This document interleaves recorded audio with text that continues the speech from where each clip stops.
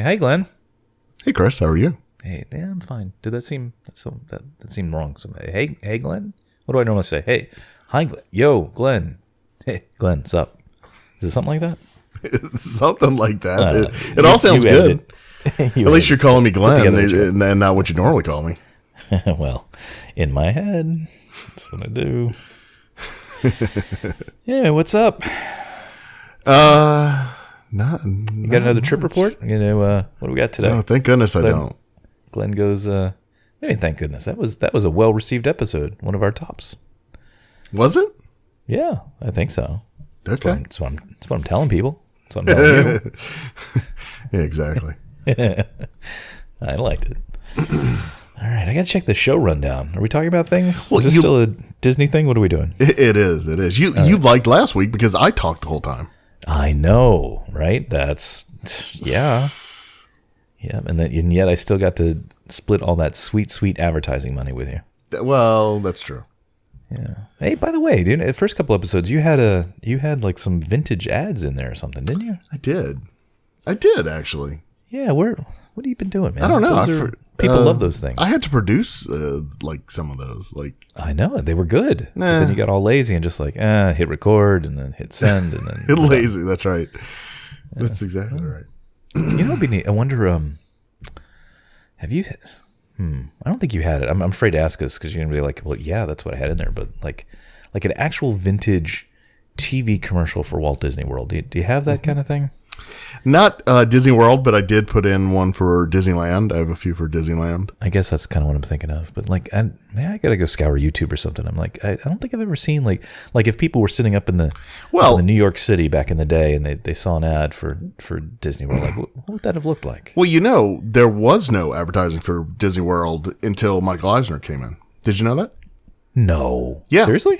Yeah. Because the thought before Eisner was that the best don't need to advertise, and so they did not advertise. Well, that makes no sense whatsoever. No, but it's true. And so, especially considering the history with Disneyland was that they like once a week they had an hour, like the one for World of Disney. Like it was a whole that's long true. The whole thing was an ad for Disney. And they used to have ads for Disneyland, way back when, date night at Disneyland, but to pull in the locals, right? And it was just local advertising. It was they didn't have any national advertising. So the very first ad for Disney World was, I don't know if you remember, but do you remember the guy that talked really fast? He used to do the Micro Machine FedEx commercials. Yeah, or FedEx, whatever.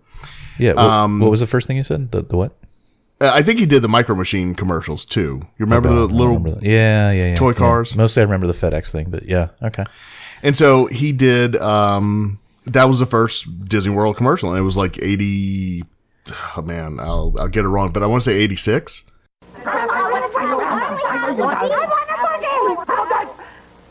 We want a vacation with plenty to do for everybody.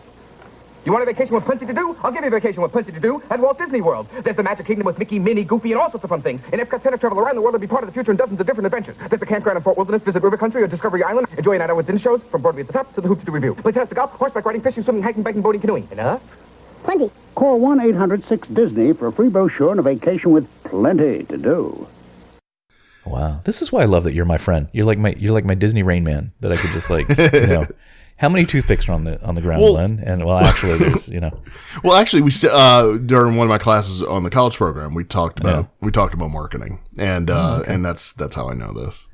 I did not know that, and which is astounding to think about because now I don't see them as much as a local. We get different set of commercials, but yeah, you do. I remember when I used to live up north. I mean, my God, they just pummeled you with Disney commercials, and they were just every one of them for whatever reason kind of stuck in my head. Like they were really well produced and like I don't know, everyone seemed memorable, and they just like on all the time. Yeah. No, you know what it was? They'd have they'd go through seasons of different. They either replay the same thing over and over and over, like they just bombard you with the same exact commercial, or they'd have like a series of the same kind of commercials, like in a theme. Yeah. Like I remember for a while the theme was like family reunions, so they had like multiple commercials, but all had the same sort of like pattern to it. Yeah, well, I didn't know that. Yeah. They didn't do advertising. So it was just, what, word of mouth and like, you know. Yeah, hey, absolutely. It was you just seen that secret place down in the swamps of Florida. You down there? it was it was word of mouth. It was return guests. Yeah. So Wow. yeah, That's crazy. I know. We're 5 minutes in. I've already learned things. Look at that. But this is the best entertainment for your dollar you can get. It is. It's like Epcot. It's entertaining and learning at the same time. And Well, yes, that's so exactly. we'll find some way what to mess it's it up. like. God, I'm gonna cry. Oh, poor Epcot. I don't know. I know. Right? We can have high hopes, right? I mean, look, be positive, right? Maybe the changes are going to be awesome. Sure. No, but we've talked about it. But some of them will be, and that's Yes, you know, they will. the thing is, they are going to be awesome. It's just, and this isn't even on the topic list for today. It is going to be awesome, but it's just not going to be. It's just not going to be Epcot. You know, this is the beginning of the end of Epcot as we know it. But it's going to be an awesome new park with Guardians of the Galaxy in it And World Showcase. and Frozen. Frozen. My new favorite ride. Yeah, well, yeah, it is. Actually. Not You're really. You're such a traitor. It is a good ride, though. I mean, I'm not. Yeah, it is. You know, I don't remember. Yeah. We've ranted so much, like, I don't remember what we talk about in the show and whatnot, but yeah, it is a good ride. It is. It's somewhere else. I think they did a great job with what they had. You know, having to use the same track layout and, Yes. you know, boats and everything else. I think they did a superb job with what they had. Yeah. They turned lemons into lemonade. Although the lemons weren't really lemons. It was, they turned tangerines into limeade. I don't know, something. okay, but yes, you know what I mean. Did I rant on the show, or was it to you personally that, you know, my biggest gripe is that not the ride itself, but it's just like they dropped a giant frozen bomb on top of Norway. Like, it's not just the ride itself. I Like know, outside, you like walk past it and you're like, it's almost like they not literally, but like they just went across and like put a bunch of cardboard cutouts of like frozen things and like, hey, welcome to Frozen Land, right? Yeah, it's like, I know. yeah. So like if they'd done the ride, but just like left Norway without all the Frozen Land kind of thing. But, Well, the thing is, too, I think people have, you know, they've gotten their more than their fill of Frozen by now. And like, I walked into the shops and there's just Frozen stuff all over the place, but nobody's really in there to buy it. And I mean, people are in line for the ride, obviously, because it's a new ride and people want to ride the new ride. right. The same logic that's going on with Pandora, because I can't figure that out either. But I think it's not, I think you're right. you know, it's, I think people are like, It's almost as if Disney like ran it into the ground, which is kind of unusual. For I know, Disney. that's They- what you know, I they- can't understand. It's something They're new usually for them. very constrained in their. They are. They really are. You know what? They can run Tron into the ground if they want. I'm No. all welcome for that. Cause Yeah, you say that, but you know that's because, you know, just like Frozen. Now, Star Wars they can run into the ground, but Star Wars is so broad and so deep, and Marvel is so broad and so deep that, you know, they can get a lot out of those without it being kind of too repetitive, because, you know, there's so much to talk about it and do with that. But if you're talking Tron or Frozen, I mean, it's such a narrow. Like, here's all right. another. hit me Olaf. with another movie, man. Come on. Oh, that. Well, yeah. Promote those are good. the roller coaster by making another movie. Let's do it. Yeah, Come on. as long as they're good. I hope they do something. We've talked about it before. I hope they do something. I hope so. Yeah. But, you know, back to Frozen thing, because I love talking about Frozen. I have it, but I do have a confession. Can I confess to you? Without, Sure. I mean, don't tell anybody though. Okay, I It's won't. just between you and me.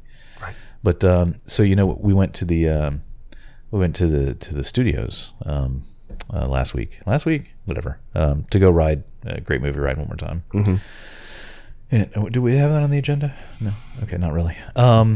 Yeah, so right, the Great Movie Ride, which, by the way, side note, was a little bit of a bummer because our very last ride on the Great Movie Ride, the Casablanca scene, the audio wasn't working. It like went halfway through the audio and then didn't work after that. So, but anyway, we said our goodbyes. But, you know, we were looking for stuff to do there, and, you know, my boy, he likes, hate to say it, he likes the Frozen, and he likes singing. So we did the little Frozen sing along thing there.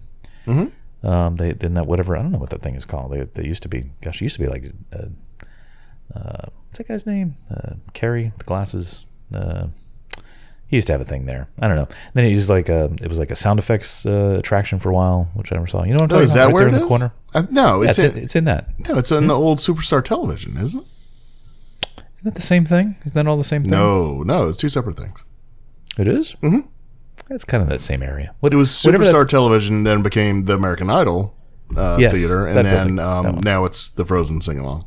Okay, so what am I talking about then? What is the other thing? It's next door to it. It's next door to it, and it was Sounds Dangerous with Drew Carey. But then before that, it was I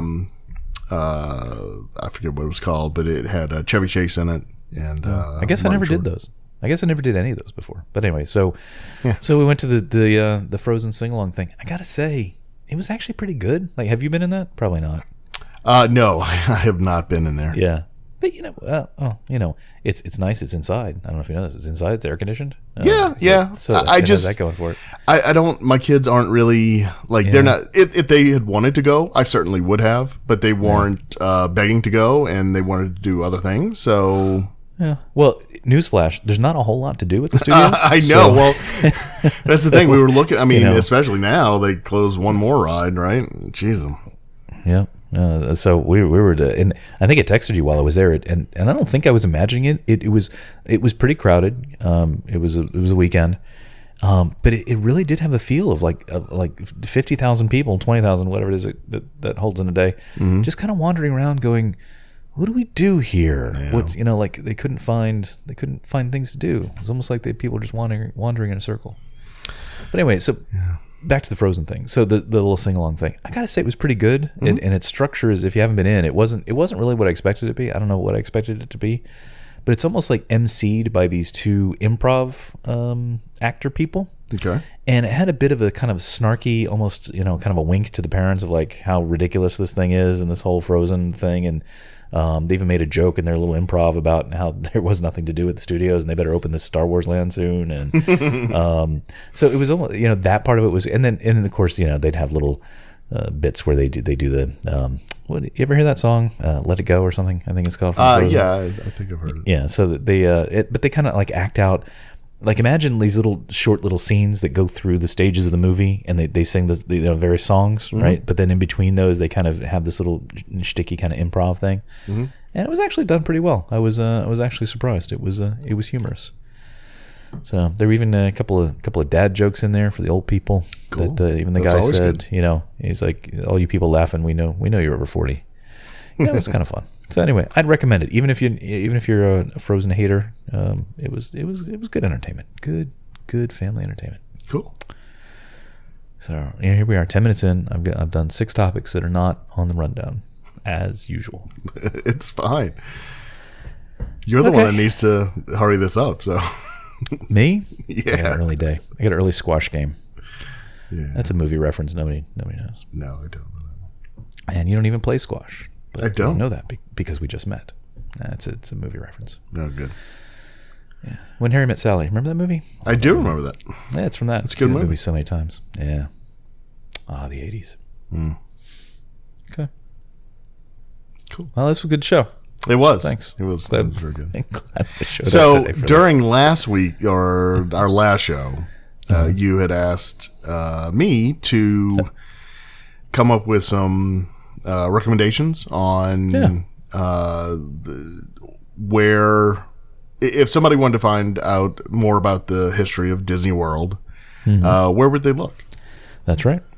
I did ask that. I thought it was a very poignant question. It was a very good question. Because my daughter is she's starting to get the Disney bug, so she's been asking me about a lot of questions, and I've been showing her my books and everything else, and so that's got to be a neat transition. 'Cause, I mean, she's literally known Disney her whole life, right? But it sounds, is she like going through kind of a like, hey, like there's more to this that happened long before I was born. That's kind of like, I don't know how to say it, kind of broadening your. Yeah, exactly. She wants to know her view of like realizing what it is. The history, right? Exactly, the history. She was asking my wife last night about the the contract that Universal has with Marvel that prohibits them, and I'm like, wow, that's a pretty deep. A young lawyer on your hands there. Yeah, exactly. So anyway, so I went through my library and picked out a few books. that I'll talk about. But there are so many books, and I don't know. And that's the thing, and that was kind of the point of my question. Is like Yeah. it's not hard to find information about. I mean, like I have a couple myself. But Yeah. it's like if you were, I don't know if you had one book or you wanted kind of like the definitive feel of what the history was. Kind of what I was asking. So Right. So the number one book, the best book by almost every measure, every Disney fan who is also a nerd, everybody kind of agrees that this book is the most definitive book on the history of Disney World that you can find. okay. The title is Since the World Began. Oh yes. Okay.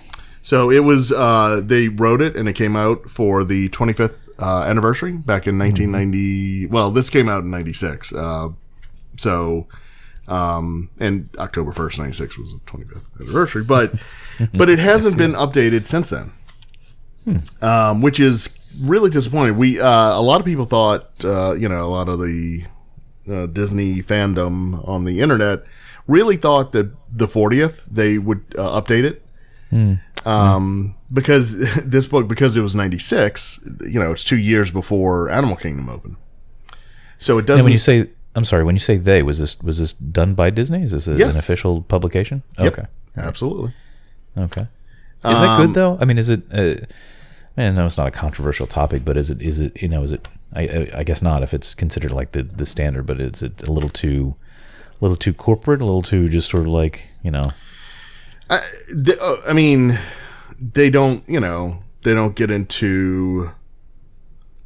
It's not that. Well, that's why this book is so good, is because it's the first one that's pretty just straightforward, right? There are, I guess, some controversial, like Disney's agreement with the legislature and everything to, right. they don't really get into, they cover it, and say, this is what it allowed us to do, but it doesn't get into the whole controversy of, should they be allowed to do whatever they want, right? Mm-hmm. Right. And so, no, okay, it doesn't do that. But if you want to, read about the buying of the land, the designing of it, what they've done to,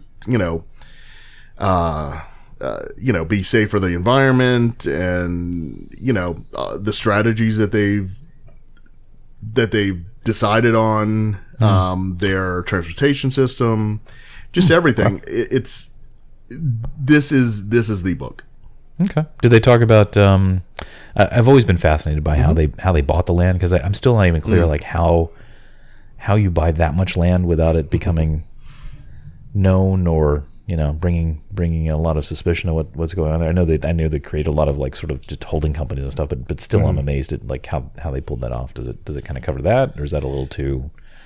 It does. I'm looking at it, and the very first, the first and second paragraphs in chapter 1, they cover that exact thing. So, okay. But no, there are other books that really delve into that part of it. Right. This covers it, but it doesn't. It's more. It gives the background of that, but it really dives into the actual development of Disney World, right? Okay. Right. Okay. So from like design stage on, right? Right. Right. And that is amazing. And I was looking some pictures probably after we had talked about it, and just the changes they made to the land to create the lakes and the just structure the land stuff, just fascinating. Like that kind of thing. When people that have the audacity, if you will, to make those kind of massive changes to we'll just move this, we'll create a lake and move this mountain over there, and we'll put down some tunnels and we'll build everything on top of that, and just like the scale of that is just so amazing. To a guy that mostly does software where I can delete and start over. So it's pretty impressive. Right. Okay. So Since the World Began, doesn't look like it's in print anymore, which is kind of good, I guess. Good and bad. You can probably pick it up pretty inexpensively. Yeah, this is one that you can find inexpensively.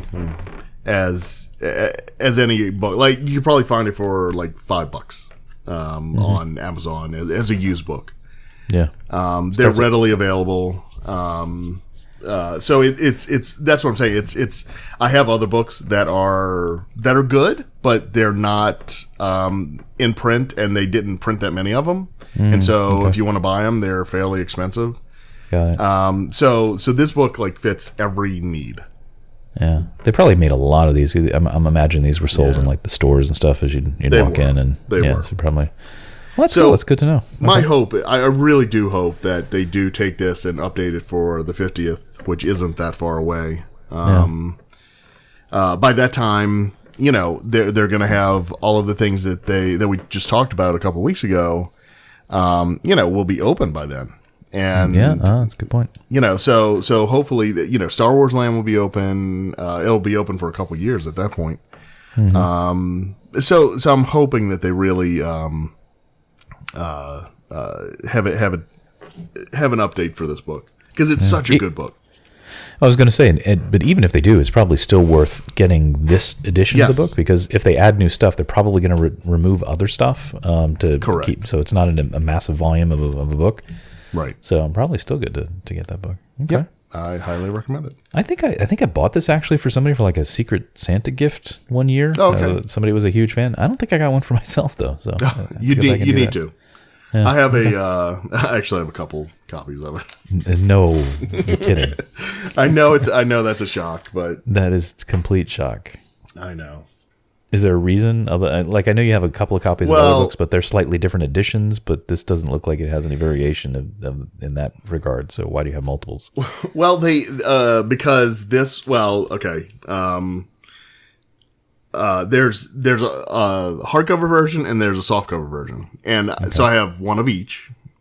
And then I bought another hardcover version for another reason. It's because I had too much money. No. Say that. I think it's okay to digitize if it's for your own. Yeah, well, so I bought one to literally chop up and scan in. So to digitize, so that I have a PDF of it. Yeah, okay, well, that's fine. As long as you're not putting it out on the internet. No, I do not do that. Yeah, okay. So, except for like good friends and stuff, podcast hosts. I don't know what you're talking about. Things like that. We'll talk later. Okay. Okay. So that's my favorite. That covers all of Disney World, and it's the best one for history. But, and I like the book. It's a great book. I love the book. But, my favorite book, of all time for Disney, to date, is a book called Walt Disney's Epcot Center. Oh yeah. Yeah. So it's about it's almost like a coffee table book size, right? Mm-hmm. Okay. But this book, I actually got this book as a Christmas gift from Santa. Okay. In 1980. I probably got it. I don't know if it was Christmas 82 or 83. It may have been 83, but anyway, it was right around that time. And there are two versions of this book. The book I have, the version I have, is the later version. And the difference between the two is in some of the pictures and artwork. So the later version, the one I have, it actually has pictures of the construction. Whereas the earlier version just has more concept art. Okay. So I've actually gone back, and this is a book that also, even though it's a big book and it's a beautiful book, you can find it fairly cheaply as well. Mm-hmm. Both versions. So I've actually starting at $23 on the Amazon used. There you go. So I've actually gone back and bought the other version as well, just to have it. Is there a difference between the two versions? Yeah. So the only there's no difference in the text. The difference is in the images. So it's concept art versus construction photos. I see. I didn't. Okay. Yeah. Huh. I wonder why that is. Okay. I think they just wanted to update it to show you what, because the concept art, was, is more vague, right? Whereas if they can show photos of completed things I see. almost completed things, they can show actual work. Why not both, though? I mean, if you're doing a book like this, why not? I mean, well, they wanted to get one out before it opened to let people know what Epcot was all about. Oh, okay. And then this one came out as an update to it, but it was still. That's why I may have actually gotten this in for Christmas '82. I mean, it was, it was that early. Okay. But that being said, there's a section on every single pavilion, including a few pavilions that have yet to be built, like Equatorial Africa and Spain. So they. I'm gonna show my ignorance here. Why Equatorial Africa and not just Africa? My guess is because they didn't want to, delve into the politics of like South Africa. South Africa. Oh, I see. And then, North Africa, there's like Morocco, Egypt right? such, And you can have, So I think this was to show a lot of what eventually was built out in Animal Kingdom. I see. Okay. And so that's why, when they talk about new pavilions these days, Africa's never one they talk about because they have Animal Kingdom. Right. Okay. Well, wait, I thought that was just Pandora. Is that there's Africa there too? Yes. Huh. Yes. Who knew? Okay. So anyway, so this is if you are into, if you're a fan of Epcot, this tells the story of Epcot and only Epcot. It doesn't get into any of the rest of Disney World. No Magic Kingdom in here. It's only Epcot, but man, this is the greatest way. And as a kid, I didn't get to my first trip to Epcot was in 1985. So, for 2 to 3 years, I would pore over this book, just, mesmerized by these photos and this artwork and, the reading about every pavilion and, what was going to be built out. And, it was just, it was my life, for a while. I'm always surprised. I've heard you say before that like 85 or whatever was your first trip, which kind of surprises me because I thought you guys went like every year or what. Like that must have killed you to know like this park was open for years before you got to go see it, right? Yeah, it did. We went. I went with my aunts in April of 1982, and we saw the model of Epcot and everything else. Yep. But we for whatever reason we as a family we couldn't go on those big vacations like we used to because of money. We weren't a rich family or anything. So that's honestly the reason is because we just as a family stopped going. And so my first trip was with the CYO, which is the Catholic Youth Organization. So we would go on buses with a bunch of kids. And so that turned out to be my first time was in 1985. Okay. Crazy times. Yeah, man. So what it sounds like is I was actually at Epcot before you went to Epcot, right? So it's kind of what I'm hearing. So what I'm hearing out of that is that I was there first. It's kind of what I heard. Yeah. Okay. I just want to make sure I had that timeline. Okay. Cool. Any more books? I love books. Yeah. So there's one other book that is it's called The Story of Walt Disney World, and this came out in like 1971. So like the Epcot Center book I was just talking about, this talks about the building of Disney World as it was at the time in 1971. Okay. It's not a thick book. It's almost like a booklet. But it's this is the official publication of what they were doing to build out the property. And my dad got this when we went on our first trip in 1976. So that's kind of why it means a lot to me as well, because he had the foresight to actually get, buy this book. Right. And so I, as a kid, I could read it and, read about what they were doing and what they were building. And, it had already been built, but like, I'm looking right now, the one thing that always fascinated me was the DAX system. Yep. The Disney Audio Animatronic Control System, right? It was their computer system. Right. And they have a whole section on it in here, because it was obviously new at the time. And like the Hall of Presidents has a section in here. But anyway, it's and you can find this fairly cheaply too now. So those 3 books are like the best on the history of Disney World and the building Disney World. There's a couple other books. The Imagineering books. If it's the one I'm thinking of with Fantasia Mickey on the front, yes. And that I love that book. Right. And for lots of reasons. I mean, it's a fantastic book anyway. But at the time it came out, I'd had to have leg surgery. I was laid up for a while, and I had that book, and so I went through that book. This is like pre-internet days, kids. Yeah. So or just about.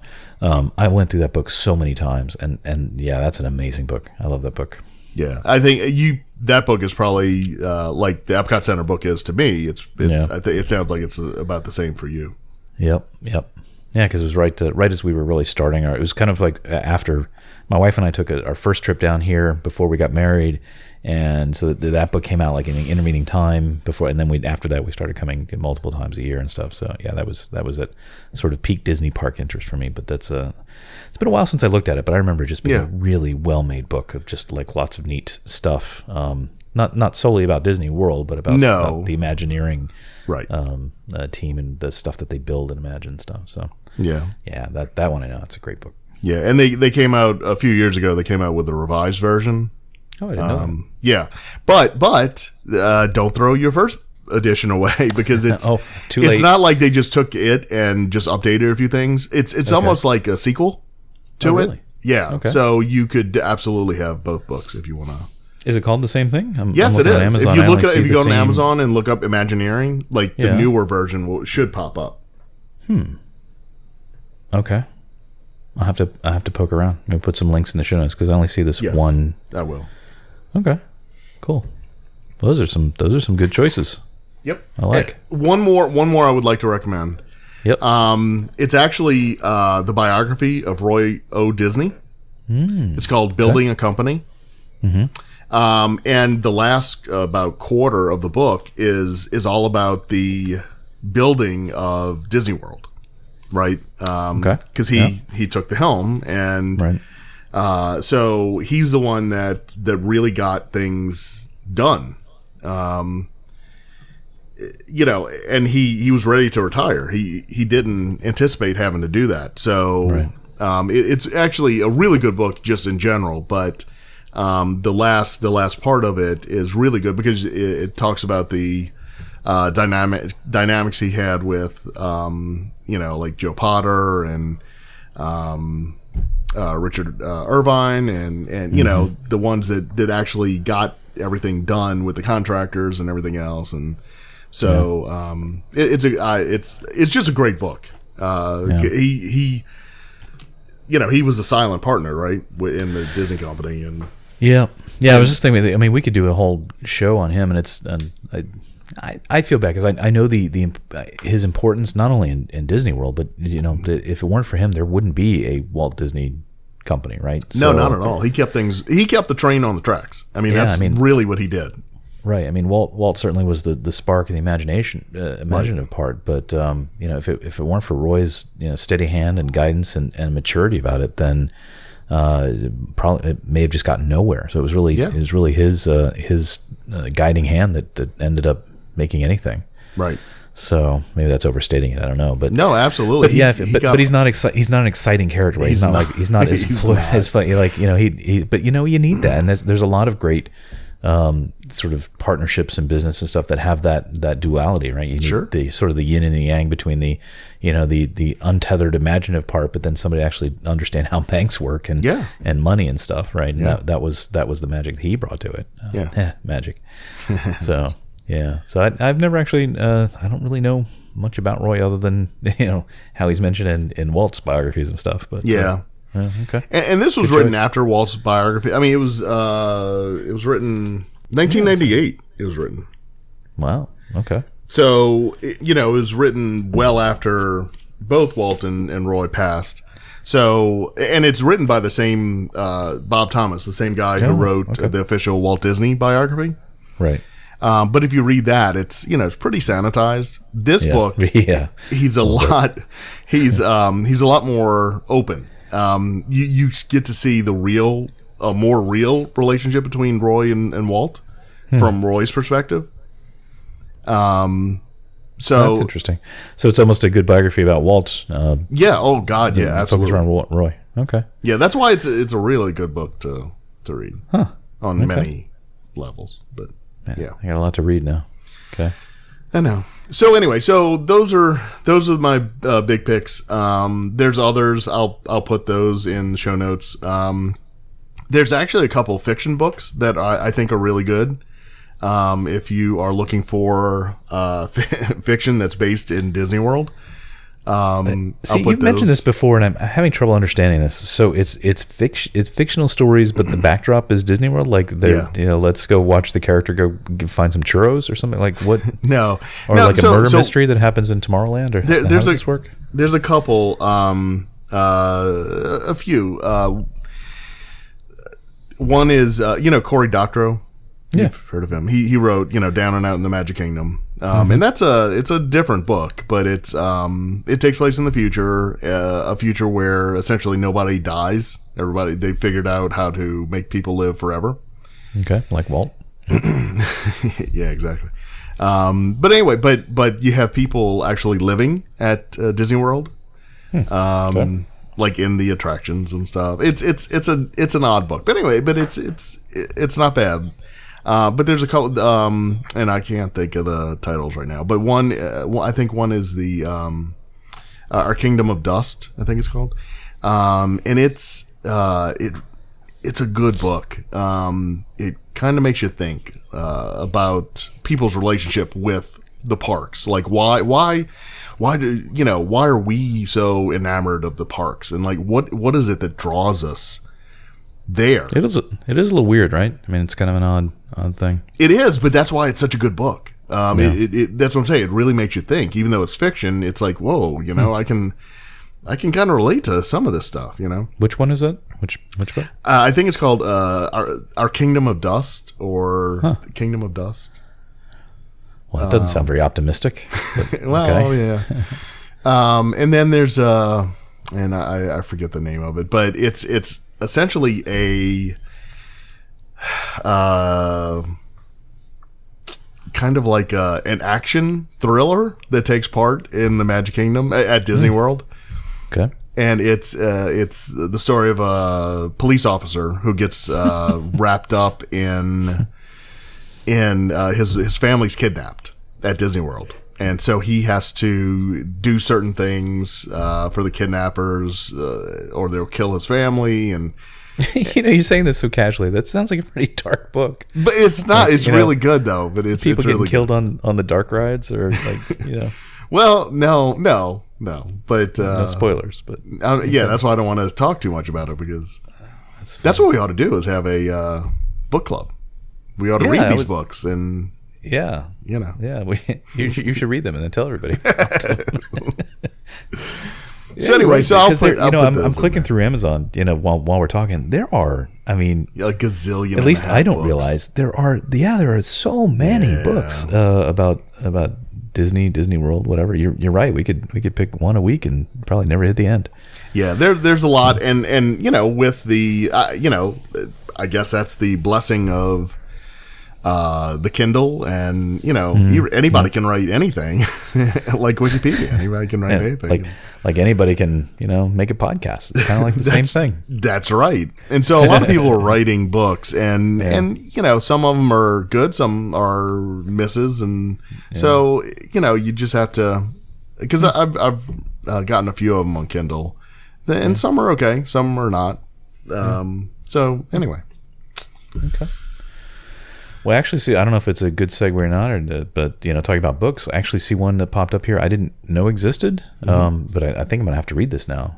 One Little Spark by one Martin Sklar. Yeah. Have you read this? I started to read it. I haven't read it yet. It's actually next on my reading list. Yeah.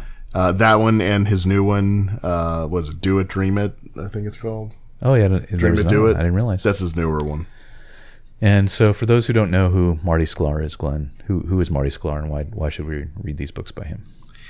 Marty Sklar was, he rose to become the head of Walt Disney Imagineering for many years, from the 70s until I think he retired in 2010. I don't know, somewhere in there. So so a long time. Yeah. He was head of Imagineering. So if you think about that span from the mid 70s through, the 2000s, a lot happened in there. And one of the biggest things is Epcot was developed, right? Mm-hmm. Yep. So originally, Walt had wanted Epcot to be a community essentially a city where people would live and work and play. But after he passed away, he was pretty much the only one that could have brought that to life. And so the leaders at the Disney company, they realized that. And so they opened up Disney World with the Magic Kingdom. But Epcot just kind of sat there. Like nobody knew really what to do. And so Marty Sklar was, he was one of the ones that said, okay, we got to do this. And so they started thinking up ideas, and one of the famous stories is that they were in a concept meeting, and they had essentially a model of this future world on one table, and then this model of what was going to be World Showcase on the other table. And he finally just got up and pushed them together and said, "Guys, why don't we do this? And this will be Epcot Center." You think that's a real legitimate story? Or is that I don't know. That you see, so much of Disney's history is whitewashed, and so you never know. But and then he came down from the mountain with the 2 tablets of the parks, and he said, "Let's put the 2 tablets together." Right, exactly. But whether that's literally true or not, I mean, he was the guiding influence of what really made Epcot, right? Right. Epcot and every park that opened after it, true. Disney MGM, the Animal Kingdom, the studio, the California Adventure, which that I think even he was like, we got to do this. Like it was a time where they were just looking for money, and that was a dark period in Imagineering's history. But So probably the most important name in Disney park history that most people have never heard, right? I mean, I don't want to overstate it, but I mean, this guy was a creative genius level, in this sphere. So absolutely, yeah. And he worked with the old guard, as well as the new guard, right? I mean, he worked with the Mark Davises and the John Henches, and to maintain that kind of position, that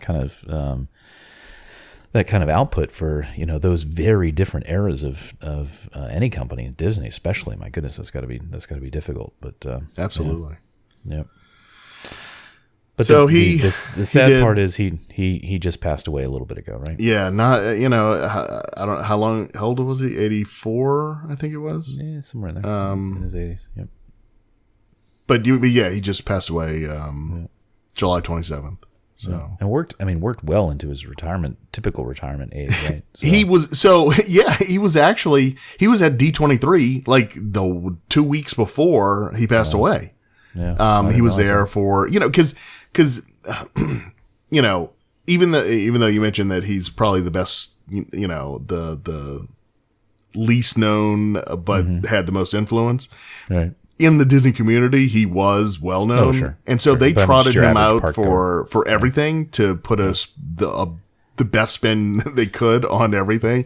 He would come out, I think, and I actually told my wife, I said, I wonder if he gets tired of just, them calling him up and saying, "Hey, look, Marty, we need another favor, man. We need Marty, you to come say that Saturday." To, say that, Walt really would have wanted this, because one of the last things he was talking about and trying to convince everybody on was the changes to Pirates of the Caribbean that are coming. and, saying, oh, well, Walt was a tinkerer, and he would have, as things, changed and progressed, he always would have wanted to be, messing around with things. So yeah, he had to put that spin on it. Because he had this trust, right? He was so awesome that people trusted him and people listened to him, and so yeah. No, I think it was a freak thing. I think that he passed away. He wasn't sick or anything like that. Yeah. Well, good long life, and just certainly you can't do anything like that amount of work for decades on end unless you have a real passion for it. So you should be applauded for that. And I got to say, I didn't know who he was until probably the 25th anniversary of Epcot, because he was actually at those festivities that day that I played hooky from work at and went to, and I think he gave a talk or as part of something. I can't remember now exactly, but it was really through that I learned how much how much of I'm sure I'd seen the name and et cetera, but it was after that I started to really understand what his impact was. So this book has good reviews. It's One Little Spark. Did you say you did read this or no? I read like the first chapter, but I haven't. Oh, that's right. I was trying to finish some other stuff. Yeah, some other silly Star Wars book or something. Something. Yeah, so this looks good. I'm going to put this on the to read pile too. So. Yeah. Okay. I never got to meet him. That would have been cool. I don't know. Did you ever, you see? Okay, I'll tell my story. Did you ever get to get his autograph or anything? All right. So back in 1996, 97, somewhere in there. So when Interventions was opening, when it was being converted over from Communicore to Interventions, my wife and I were out. It was like a Friday night, and we were at Epcot, and Interventions was in soft open mode. So it was open. You could walk through it, but it wasn't, and especially at night, Future World at night is not really a crowded time. So, so my wife and I are just walking around in this new Interventions area and looking at the exhibits, and I'm walking, and all of a sudden I look up, and Marty Sklar is standing there with his wife, and he's looking at the exhibits too. And I walked back over to my wife, and I said, "Danny, that's Marty Sklar." And she's like, "Who?" And I'm like, "He's the head of Imagineering." And she's like, "Oh." And I said, and she's like, "Well, you want me to get your picture with him, or do you want to ask him for his autograph?" And I said, "Well, no, I don't want to. I don't want to bother him, because he's just there by himself with his wife, and just he's just trying to relax. I'm sure he doesn't want another Disney nut job coming up to him." So I didn't, and to this day, I mean, especially even now that he's passed, but even before that, I always kicked myself, and I always wanted to go to something where I could actually really meet him, and I never did. Yeah. So let that be a lesson to you kids, carpe diem and all that. And, don't be a wuss. Right. Exactly. Glenn. I know. Anyway. All right. Well, still great guy that any Disney fan should know more about. So yes, read up. Yes. Read up. Read his books. Yourself. That's right. It's about his time at Imagineering. So, Okay. Be an expert. Yep. Nice. Good rundown. Good set of books. Yep. All right. What else are we going to talk about? So, briefly, I think we want to talk about my journey with my camera on my trip. Okay. Just real quick. You'd asked me to pick my best photo or whatever. I really don't have one. As I went through, I like a lot of them, but I was like, it's all in the eye of the beholder. Well, hold on. Right? Hang on. We're going to hit the pause button. So I mean, and we've talked about this before, but I mean, a big part of your trips, and sometimes me, depending on I'm local, so my trip dynamics are different. But if I'm going out, a lot of times these are more about than just going to theme parks, but about doing photography at these parks as well, right? Yes. So a lot of times with me, it's often if I get a new lens or some new technique I want to go try out or whatever.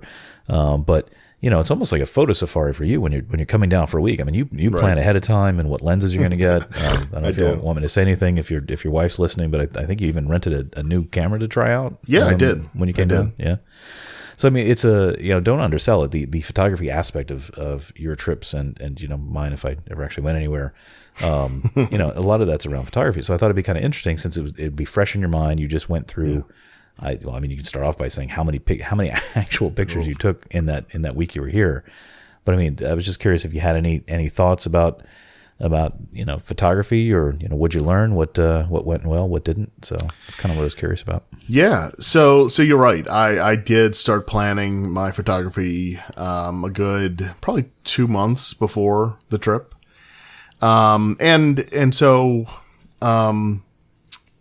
So just to give the audience a little background, but I traveled to Orlando for the Rolex 24, and Chris and I go to the Rolex 24 once a year. And so we tend to, we will rent lenses that we don't have, that will best suit the type of photography that we're looking for, at that event. So in the past, both of us have rented lenses and everything else from various rental places.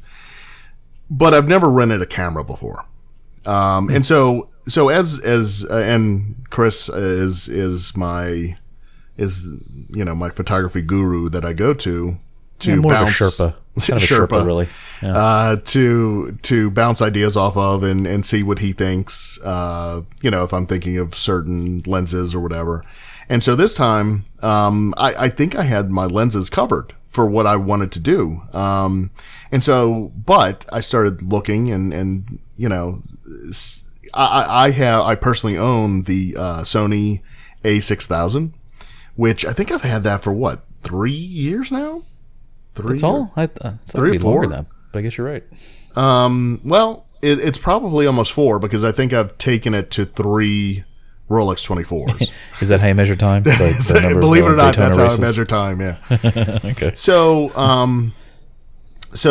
just brief background for the audience. The Sony A6000, it's a interchangeable lens camera, so you can change the lenses on it, but it's a small camera because it's mirrorless, so it doesn't have all of the mechanics, if you will, that the traditional Canon or Nikon, their bigger cameras have. So, one thing that's maybe switched to this is simply the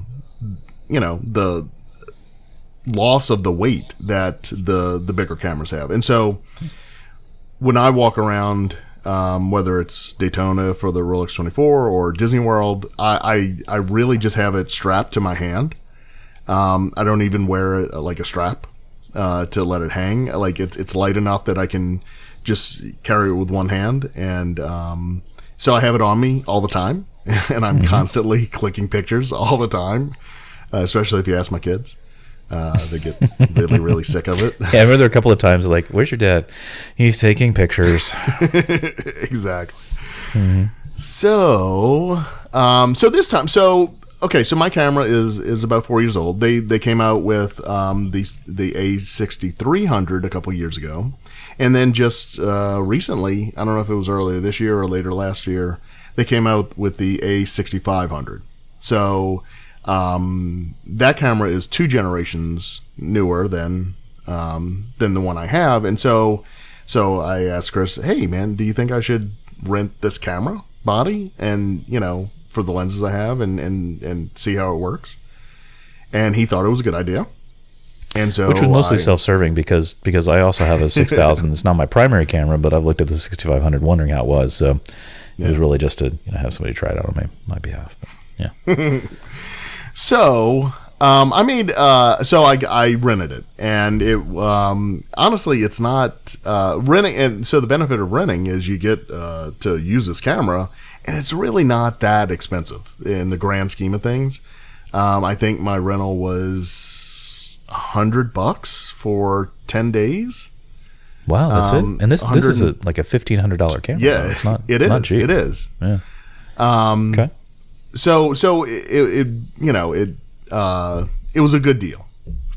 So it arrived because it was 10 days and my vacation was 8 days, but really 9 days with the driving. I got it the day before we actually left. So I got it. I took it out of the box and I started, putting my lenses on it and putting the battery in and everything else. And it popped up and it was like, okay, what's the date? What's the date and time? And I'm like, oh, I didn't think about this. I need to set it up. Yeah. And so I sat there and I fiddled with it and I got it set up for how I thought my A6000 was. But this is a newer camera and it has new features, better features. And I didn't know, I didn't even think about the setup aspect of running a camera. So that was mistake number one. I should have, in the grand scheme of things, I really should have gotten it a couple extra days before and really tested it out before I even started this journey. So I didn't do that. So that was that mistake on Glenn for that one. And mistake number two was the first day after I started taking pictures, I should have loaded them up and looked at them to see if the settings I had randomly picked like a gorilla were right or not. And I didn't do that. I loaded them up to back, to make sure I had them off the card and to back them up. But I didn't really take a look at them. So that was mistake number two. Because it wasn't until I got home that I realized that a lot of the shots were very noisy because of the because I didn't put a limit on the ISO. And I don't know if I need to explain that or not, but no, that's right. Yeah, but anyway, basically, you had it. You let it go to all sorts of crazy to try and get low light shots, right? So it just try to really crank up the sensor sensitivity, which is fine, but then it makes a lot of noise, right? It creates a lot of like graininess in the image, right? It does. Yep. And I was trying one other new thing. I was shooting. Let's change everything. Yeah. What? Yeah, let's change everything. I know, right? That's what I'm saying. I'm listing all the mistakes I made. So I shot in bracketed mode where I took, for every shot I wanted to take, it actually took 3 shots. One at the correct exposure, one underexposed, and one overexposed. So for every shot? Like every time you took a picture, you did this? Yes. Okay. Yeah, it's one of the settings that you can pick. Yeah. And that's what I'm saying. It's a nice camera with a lot of settings. Which a lot of times you'll use for like landscape shots or something, but you had it on all the time. All the time, baby. Because I figured, okay, even if I don't use it for HDR or anything, if my settings are off, if it's really underexposed, I'm going to get a good exposure in these 3, right? That was my logic. Okay. Whether it's right or not, that was my logic. No, that is a logic. Yep. So I threw everything at this camera wrongly that I did. So anyway, So long story short, I got home. I loaded everything up and I started to go through my photos, and I noticed that the majority of them, especially in the lower light or indoors, they had I got a good shot that was in focus, but it was very noisy. Which means it has specks kind of all over the photo. Yep. And it's just not. It's not a good look. Yep. So, anyway, okay. All that being said, the video capabilities of this camera are really good. Better than the A6000. The camera overall, really, I'm sorry, really good in what way? Because like what's the quality? Just the quality of it. It's 4K. First of all, you can record in 4K. Right? You can record 4K, 60 frames per second. Wow. So it's very clear, very smooth. I've actually loaded up one video that I took in the Great Movie Ride of it, so you can actually see it. But it's actually clearer. Like, I don't know what happens in iMovie and everything else, but it's actually even clearer if you're looking at the raw footage of it. Compression, I guess. Yeah. So anyway, if you're interested in using it for video, I would recommend it. It is a good camera. I'm not trying to say that it's not. It's definitely way advanced from the 6000. But the thing I love the most about it is the battery life is so much more improved on it.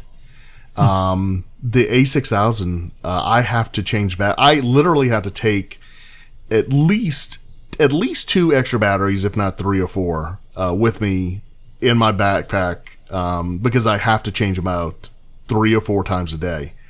The Sony cameras in general have they don't have a long battery life to them, right? There's probably a couple hundred shots for each battery. I mean, the batteries are small and light; it's easy to carry a bunch of them, but they can't get costly. It's kind of a pain to just worry about battery. But right. You didn't have that with the 6500. The 6500, I didn't. The battery lasted all day. Wow. Yeah. And it's interesting. I heard, I think it was on a different podcast, I heard somebody say that the 6300 actually has better battery life than the 6500. It's almost like they peaked with the 6300 and then it kind of fell back off again with the 65. So I'm not sure why that is, but well, I'm very pleased with the 6500, the battery life. I mean, I was amazed because, like I said, I looked it up. I took 3,900 photos. And so I asked my kids. I was clicking away, and 3 shots every time. And so true. So actually, that's not even that much then. So 3,900, but that's counting the multiple exposures, right? So yeah, that's all of them. Oh gosh, you've done. If we're just judging by quantity, you've done better than that before. Yes, I have. Yeah. Okay.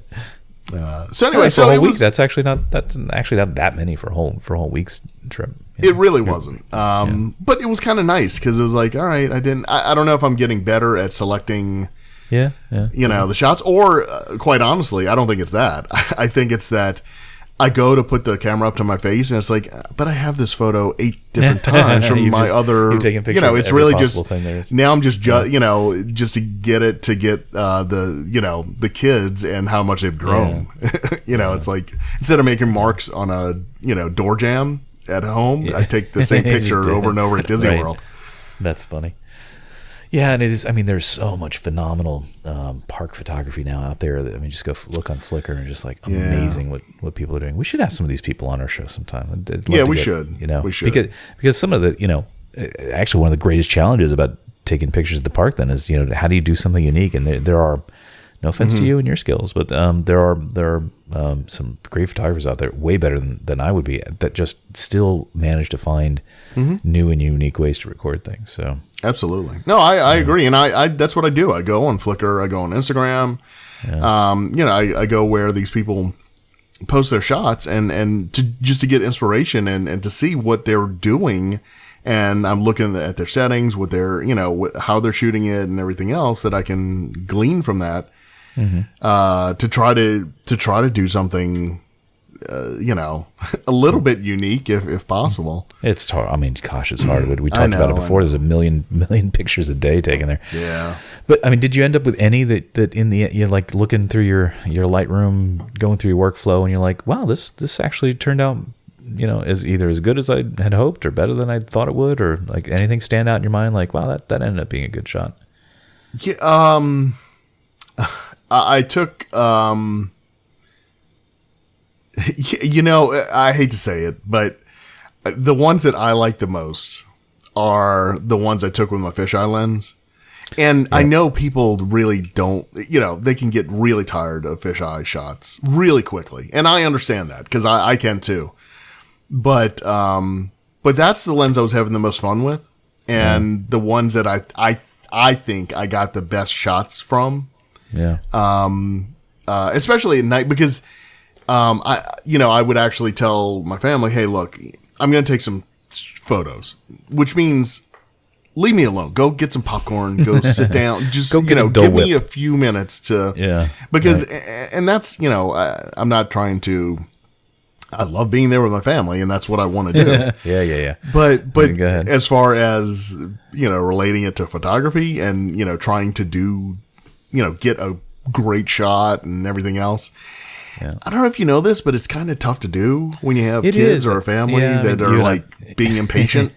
You and I have talked about this before, and that's before we had kids. kind of took it for granted that, you can stop and you can think about it. And the only one I'm irritating is my wife at that point, but, she entertained herself. But yeah, it's you don't realize how kind of solitary the photography hobby is until you have kids and stuff, or you're making your family wait and stuff. So it does make it more challenging for sure. It does. Yeah. So those are some of the better shots that I liked were the ones that at night before we left or something. Yeah. And I said, hey, just give me a few minutes to take some photos. And I would run around. I'm thinking Hollywood Studios. I was running around to like the animation courtyard or whatever it's called now. And the Great Movie Ride and down Hollywood Boulevard and everything else. And so those are the ones that I kind of like the best. So anyway. Yeah, and you mentioned fisheye, and for anybody who doesn't know, fisheye is that really extreme wide angle and distorts it in a way to get you get almost, I guess, 180 degrees most of the time. That's what I learned from looking at the pictures you shot, is that there is definitely, especially with a theme park, there are definitely a time and a place for an ultra wide angle like that, and I need to add one of those to my collection of lenses, and I don't have one today. It can get tiresome. I mean, you wouldn't do an entire vacation photo set with that, but it is a unique way to see things, and allows you to kind of focus on elements in a different way and kind of pull in more into an image. But yeah, that's I need to get me one of them. I highly recommend that you do. I mean, the one I have is it's actually. It's my last Nikon lens that I have the adapter just permanently attached to it. But it's manual. On your Sony, you're using a Nikon the Sony lens. I'm using a Nikon lens, but it's not a Nikon lens. It's a Nikon mount, right? Made for Nikon. But even if you got it for the Sony, it'd still be manual. So I'm like, well, there's no real reason to jump to this, Well, in a fisheye at an ultra wide angle like that, you're getting, not to get too photo geeky, but you have depth of field, which is how much is in focus, right, in front of and back of the subject, and you get such maximum depth of field, that you almost don't need to focus the things, right? You really don't. You just, as long as you are 3 feet from your subject. Not any closer than that, then you're golden. So that's what makes it fun too. Is like it's like, all right, I can play around, not have to worry about that as much. Yeah, cool. Well, you had some great shots, and I've been looking at. We've seen all each other's park pictures throughout the years. So I mean, I've seen the other work you've done. That great as always. You always get some great ride photos too. That way better than I do. So I'm not sure what your magic is there, but because those are tough. And sometimes I go out to take pictures just for sort of like the photographic challenge of I'm gonna try and take the best picture inside a spaceship Earth I can. You're in a moving vehicle with almost no light, and so sometimes it's a fun challenge to do. But you're pretty good at that too. Do you know the photos that I was really looking forward to taking this time? Were I hadn't ridden the Tower of Terror for probably maybe a decade. I mean, it's been that long. So I finally kidnapped my daughter to go on it, and I wanted to really just go through the queue line to take photos as much as I wanted to ride the ride, and so. So a lot of those photos are some of my favorite too, because I've seen other people take so many photos of the lobby and of course. And so you're standing there, what else are you gonna do? Right, and so I got my chance to do that, and so I like a lot of those as well. Yeah, they're great, cool stuff. So I'll post the links to shoot there. And fun place to try different techniques and different lenses and. If you do good, I've talked about this before. Don't worry about all the great stuff everybody else has done. You just look at your set and what is it that I haven't tried, and maybe look at what some others have done. One of the to get some of the best pictures, it's kind of go there very early or be there very late. So the crowds can kind of thin out, and so you get more of the park as the topic and not just a whole mass of people. But you know what I did find myself doing though is I started being a lot smarter. And it's about time. I really did not take a lot of photos during the day. Yeah, because they look like they're awful. Yeah, I use my disc camera. I got some pictures. So I would find myself like, okay, let me take. I need to. I'm like, well, but the lighting is really sucks. The light's terrible. It's crowded, and your family's irritated with you already about other things, and so So my night shots and my morning shots when we first got there as much as I could. That was kind of what I took. What I took. Yeah, I was really surprised you didn't. I don't know why this surprised me that you didn't bring a tripod. Try to do some fireworks shots of the happily ever after, or whatever that thing's called. It's kind of surprised you didn't do that. No, oh my god. Ugh. Well, we've done that before. I mean, don't. Yeah, I know. You've done but I don't even want to think about trying that. You're such an old lazy man now. All that work with the tripod and the no. Nah, there's nobody there at that time. You're so funny. Nobody there at firework time. No. Well, cool. Well, I appreciate it. You posted all 7 days of your trip, and I like going through them. Yeah. They're fun. Yeah. Cool. All Well, right. thanks.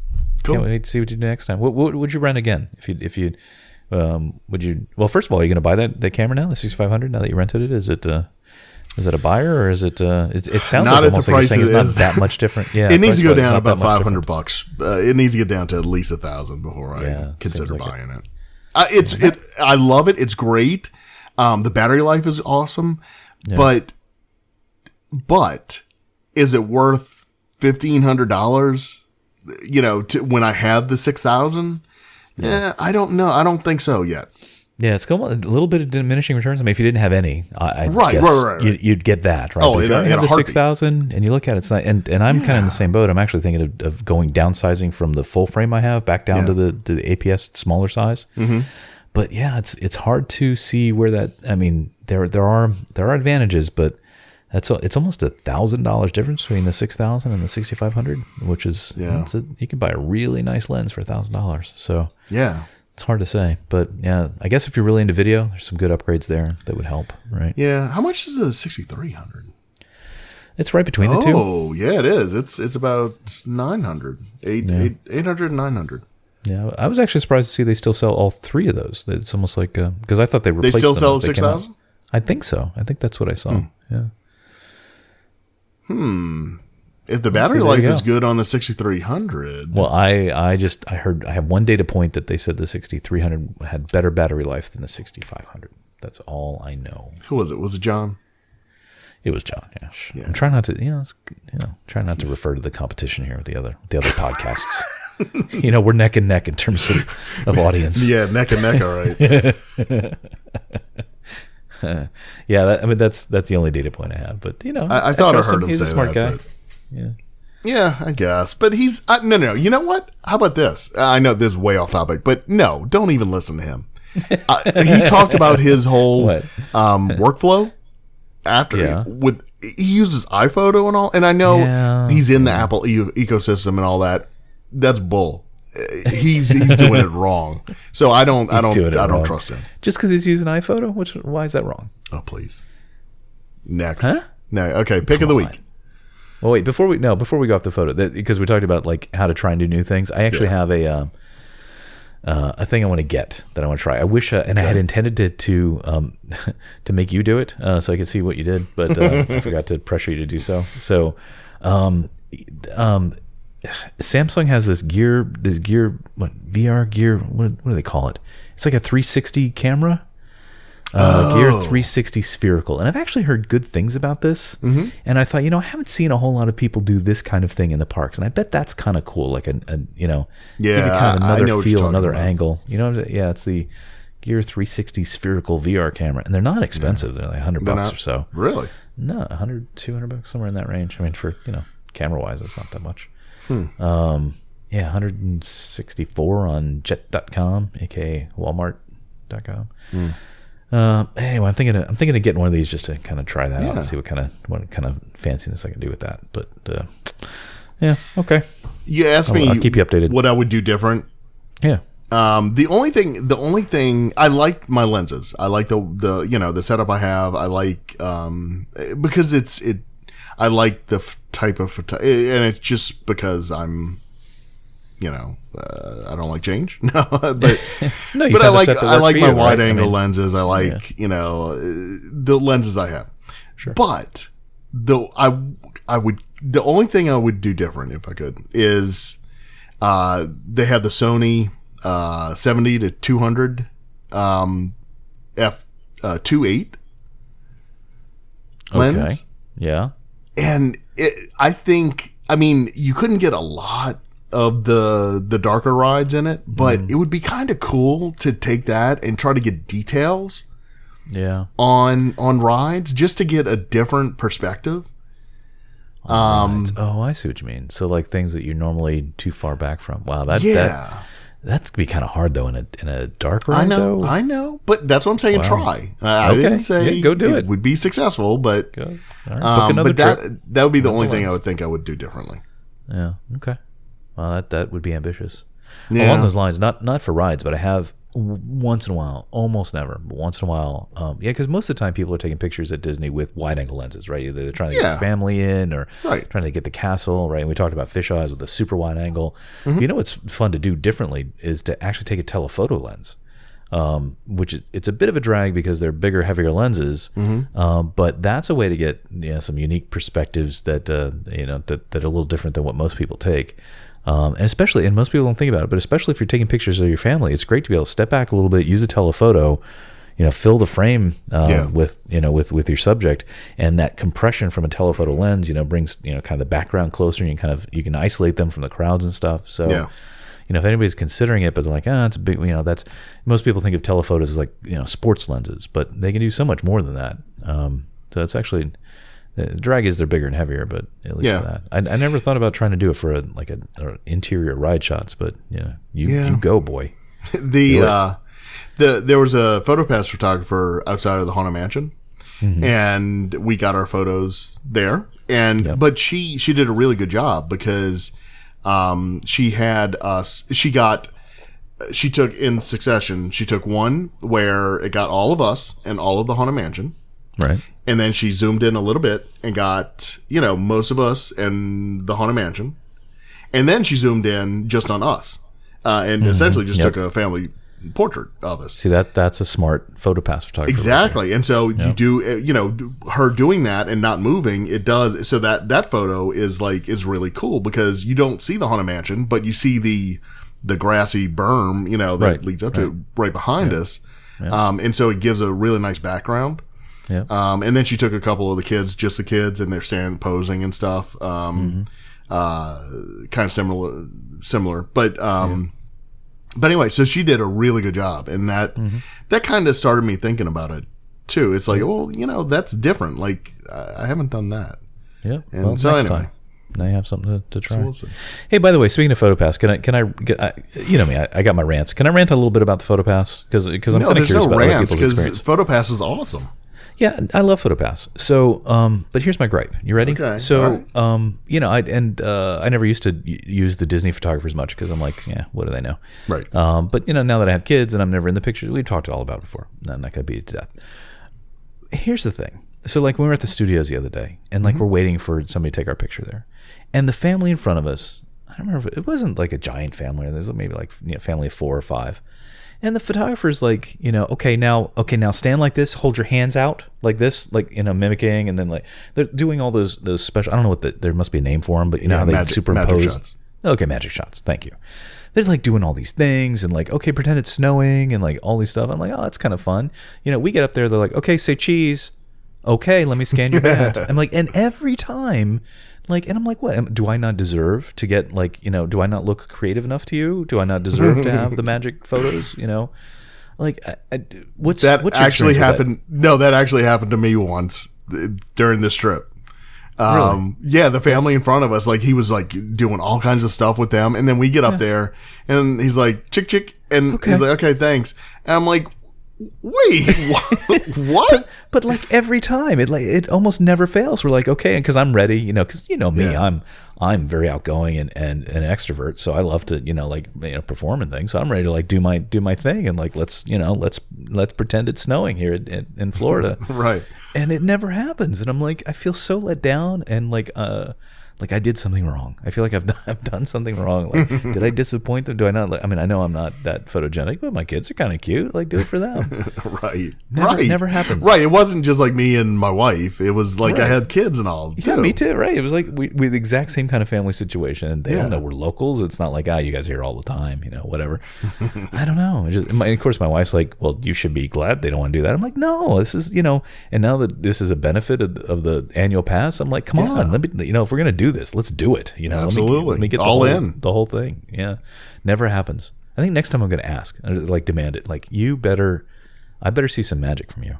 Like, but I think that's our problem is we don't. But I think. Do you think that's what people are doing? That's kind of what most people ask I'm kind of being silly about it, but I'm wondering like, are people asking for this or is just like, oh, okay. Like you're supposed to ask, do you have any handshake? magic shots, and then they'll pose you and do it. Yeah. Oh, okay. I didn't know. See, I didn't know you were supposed to ask. It's like a speakeasy. You kind of like, it's secret code words. Right. A secret menu. Right. I didn't know that. Okay. Well, I'm going to try that next time, and I'll show you what I come up with. And I'll probably hate the experience and never do it again. But well, think about it. Since they have actual humans putting the things in there, right. They probably don't do it for everybody because it's just so many. So they probably figure, okay, we'll only do it for the ones that actually ask and want it. I see. I bet that's going to change quickly, though. With I mean, my God, the right? sort of machine learning and how is it photo stuff? I can't believe it's not. Yeah, I don't know. All right. Well, I feel a little bit better if I didn't know I was supposed to give a wink, wink, nod, nod. Yeah. Give me the magic. But I'll do that next time. I'll show you what I get. I better make it snow, and I better have an Olaf next to me in Florida. All right, cool. Do you have a pick of the week? Yeah, I do. Yeah, am I going first? Is it my turn to go first? Do you have a good one? Well, I don't know if it's good. I'll let the audience be the judge of that. All right, because mine's not. Okay, go ahead. Yours is phenomenal. No, it's not. That's why I'd rather keep the good one for last. So well, I don't know if it's good, but let's just do it. Go ahead. We'll let the fans decide. So we're talking photography, right? Yes. And I don't know how many people this will appeal to, but so I was taking pictures with my iPhone the other day. I think you know what an iPhone is. Yes. And which, by the way, is probably the most important camera that exists in the world today is an iPhone, right? Based on the sheer number of pictures taken there. I'm hoping the next one is better camera-wise. But anyway, so but I was taking pictures with it, and I was looking through, and I don't remember what it was, but I looked at some photo, and I'm like, trying to understand. I don't know if it had a problem with the photo. I really liked it, but either way, I wanted to understand what the camera had done in terms of, shutter speed or aperture. Or no, I know what it was. I was trying to judge photo quality and going back to your ISO, sensor speed, conversation from before. So I was wondering what the camera had decided to use for the image sensor for the speed for ISO. And so, I swiped up on the photo to get to more details, and I'm looking and going I couldn't find any sort of extra info, and I'm like, I could have sworn that there used to be a way to see that, you hit a details button, and get find out all that information from a photo in iOS. Did I dream this? Am I missing something? Do you know what I'm talking about? No, I don't. No, I could have sworn there was a way that just there was a details button you could click and you would see the shutter speed and the ISO and all that. I don't remember that. Okay, so I did some Googling around, and there isn't, at least today. But what I found is there's a couple little apps that they're actually kind of extensions. And so what you do is, you go into Photos and you go look at a photo that you want to see, and then you do the little. By the way, it's called a sharo. That little box with the arrow out, the little sharing thing. I learned that's called a sharo. I didn't know that. Wow. Like a sharing arrow. Yeah. So you hit the sharo, the little sharing button, like you do if you're going to send it to text message or something, and then these new apps show up in that bottom row. Can't remember what those are called.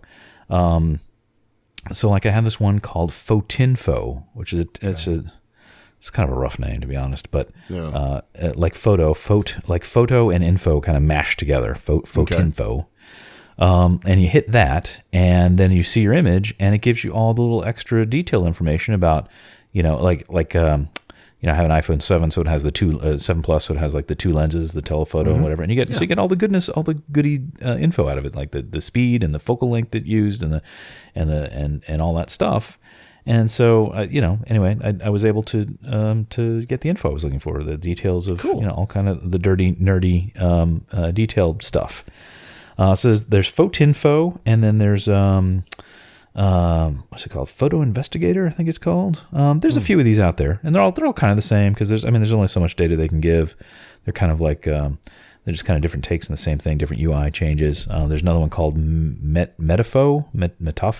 I don't know, it sounds like a superhero name, like Meta Photo. So there's a few of those out there. So mine's sort of a meta pick of sort of these different tools. But I thought it was, I guess what I really liked about it is that you don't have to use these apps to go into your photo library and then look at them. You can just be looking in your photo library or anywhere else where you see images, and then you just share it to that little extension, that little app, and you get all the info right there. That's cool. So it would be nice if kind of a meta pick. It'd be nice if it was just built in, like, where you could just see the info. But Apple's strategy, they're going to be, know. There's some validity to that, is how many people really want to look at that. But if you do, if it's important to you, at least there's this mechanic that that you can get there. So I was pretty happy about that. Yeah, that's very cool. So all right, so there's a couple there. There's Metafo, Photinfo, Photo Investigator. There's a few there, so you go search for them. And some of them are free, or they cost 99 cents or whatever. They're not super expensive. So there you go. And if you're it's a great way if you're just kind of getting into photography and you're kind of wondering, like, how cameras pick shutter speeds, apertures, whatever. It's a good way to look at that. Yeah. All right, that's my picks. Cool. Mine's may be along the same line. So I have a external hard drive that I take with me everywhere, and it is a copy of my photos drive on my computer. Wait, and you take with you everywhere, like literally, like to it's work, in your bag, like it's in my bag, whatever bag I have, I have it with me. Yes. And so I took it with me to Disney, obviously, and so every night I would, like I said, I would get back to the hotel room, and I would take the card out of the camera and load it, put it into the Mac, and then transfer I would actually put a copy on the Mac and on the external drive, just to make sure that I had it. So if one of the two hard drives died on me, I'd still have my photos. But my pick is actually the drive that I have. It's a Western Digital, My Passport drive, and it's small, but it's a 4 terabyte drive. Wow. Okay. And you don't need a separate, it's powered through the USB. It's USB 3.0. And it's only like, so for the 4 terabyte, it's 109. Wow. It's super cheap. It's really cheap. Yeah. So that's it. So wait, this isn't the it's library. not my prime. No. Oh, thank God. Okay. No. I keep my photo library and this USB key. That's fine, right? But no. But I always have it with me. So like, if I need to access my photos at work or wherever I am, I can just plug it in and get to them. Because it copies my actual drive, the whole drive, that I keep all my photos and catalogs and everything on. So you use like one of those disk duplicator kind of things? Yeah. Is that what you do? Okay. Yeah, for the Mac I use Super Duper, but I'm sure Windows has the same type of thing. Sure. But anyway, so that's this I'm going to put a link in the show notes, but this one is really cool because it's cheap. I mean, everybody should have an external drive to back up to, just in general. Yeah. Because as I know, I'm still trying to clean up from it, but I lost my catalog it got corrupted, and so I'm still trying to. But I didn't lose any photos or anything like that. So because I have duplicates. Backups are hugely important. Yeah, and so those little. I mean, I don't know what you're doing that you need to have like immediate access to your photo library all the time, but even so. Yeah, it's good backup, right? So I mean, even if you go, like if you have an office you go to, you can just kind of take that and put it in your office for a spare, or like if you have relatives' houses you go to, you can just say, hey, just throw this in a drawer for me, just to make sure you have backups. So cool. Yeah, those are good little drives. Yeah, for 4 terabyte to be $110. I mean, that is insane. I mean, it wasn't that long ago, like an 8 gig USB drive would be like that price, right? I mean, that's like Right. It's pretty impressive. I mean, they're not going to be the speediest drives ever, but if you're just doing something like that, that's phenomenal. Oh, Yeah. Good. So that's it. Nice pig. It's a very sort of photocentric discussion today. Mm-hmm. Good. All right. Cool. Awesome. Well, that's about it for me tonight, man. Yep. I have, it's like 6 in the morning here or something now. Well, it's about an hour and a half long podcast. So Yeah. And speaking of time zones, I got somebody I work with who right now is at Tokyo Disneyland, like right this moment as we're recording. I'm so jealous. I need to get there one of these days. So that is one place that I would love to go. Yeah. Forget Disneyland, Hong Kong Disneyland, and Shanghai Disneyland and all. I want to go to Tokyo Disneyland. Yeah, especially for Disney Sea. What's its name? Disney, is that what it is? Disney Sea, yes. Yeah. Because it's pretty unique. Like they have rides there that haven't been duplicated anywhere else. Right. But honestly, just selfishly, I want to go to Tokyo Disneyland because of their Tomorrowland. It's still the white concrete. So such a throwback. That still exists on this planet. So I would like to go there for that before they change it. Oh my God, that's so funny. Well, there you go. That's worth a multi-$1,000 family trip. Go see that and pretend it's the 80s all over again. That's right. Or 70s, I guess. Okay, good show. Thanks, everybody. Thank you. Do we still remind people to like come check us out in our Yes. Twitters and the Facebooks and the socials, whatever the kids do today? We do. The chap stamping and whatever. Yeah. We got that. Just listen right now. Thank you for joining us on another episode of Terrific Recordings of Nothing. Follow Chris on Twitter and Instagram at CBGray, and Glenn on Twitter and Instagram at DizWiz. Follow the show on Twitter and Instagram at Tron_FM, and on Facebook at Terrific Recordings of Nothing. For all things related to the show, including show notes and links to connect with us, visit us at Tron.fm.